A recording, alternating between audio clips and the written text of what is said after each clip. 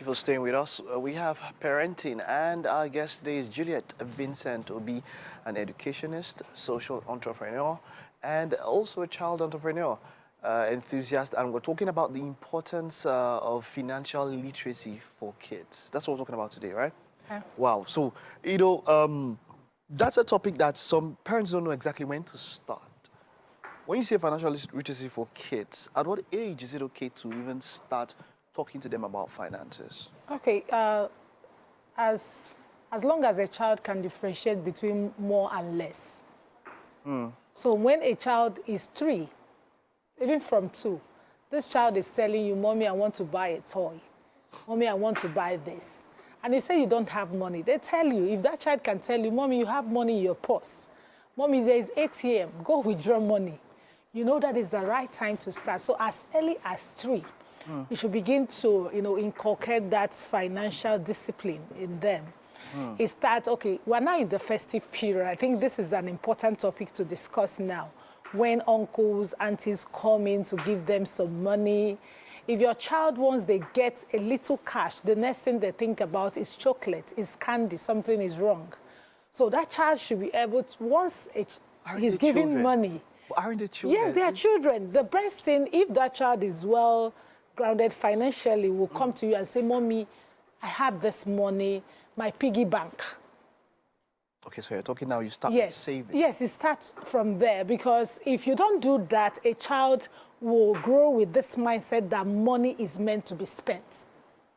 Well, Once I get money, I need to spend it. Okay. So that is the idea I'm trying to say. It's not that they won't buy, but to understand that before you start spending, there's something you need to do. Yeah. So is it, so for instance, they get, say, what now, for instance, 1,000 naira. Okay. Would you say they should drop everything into the piggy bank? No. Exactly, because even as an adult, you can't drop everything, know, Yes. and they should be allowed to be kids. They would want candy, which is, for me, is not wrong. Yeah. So in what percentage do you think they can start saving? Okay, we teach 50-30-20 rule when it comes to financial literacy, because that is what we're passionate about, and we do a lot of financial literacy campaign awareness during Global Money Week. So for a child, you're a child, you don't have responsibility. I'm not talking about adults now. So we have the 50-30-20 rule. When you are giving 1,000, you save 500 naira. For a child? Yes, for a child. I'm not talking about adults, because I need to make it clear. Exactly. So you save 500 naira. Okay. 300 naira is for your need, because teaching a child financial literacy will help that child to understand between needs and wants.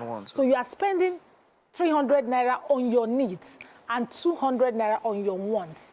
Wants will be like buying things you share to people. So you need to let the child understand this proportion. It will make the child to know, once money comes to me, the best thing to do is to sit down and plan how to spend this money. Let's be a little bit more pragmatic. What is the need of a child, a 3-year-old child? What is their need and what is their want? Is chocolate, where would you place chocolate? Okay, so need is want. Need and want. Chocolate is your want. Okay. Need can be a storybook for a 3-year-old child. Okay. So that is what you need. Your needs are things that you needed to improve your life, things that are more important to you, something that you spend and it will make impact. Wants are things that you can do without. So a child can do without chocolate and go for fruits. Okay. So that is how I can explain it for a 3-year-old. Okay, I understand. So after now, it's financial literacy. Financial literacy doesn't only involve saving. Yeah. After the child saves, what next can you teach the child? Okay, so what we do is we teach children how to make, how to manage, and how to multiply money. In our school, what you learned is savings, even you save for the rainy days. Yeah. Save for the rainy days. You see people even grow to become adults. What they know is that they save money in the bank. It's no more savings account, so it's spending accounts. People have money there. When they need to spend, they withdraw to spend. So what we say is when it comes to...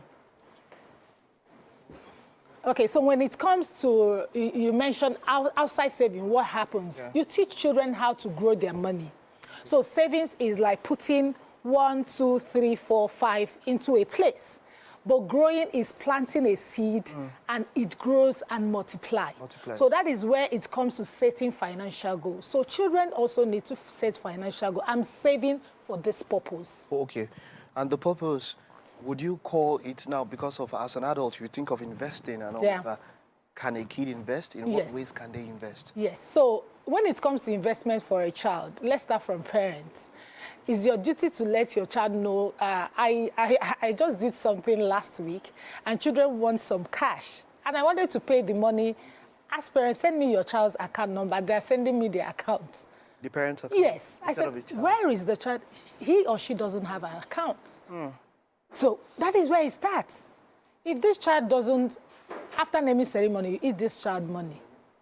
And the child is growing, getting little money and no account. It's this 21st century. So what are you trying to? You're already, not planning for this child. And this child is growing to also know that there is no plan when it comes to financial preparation.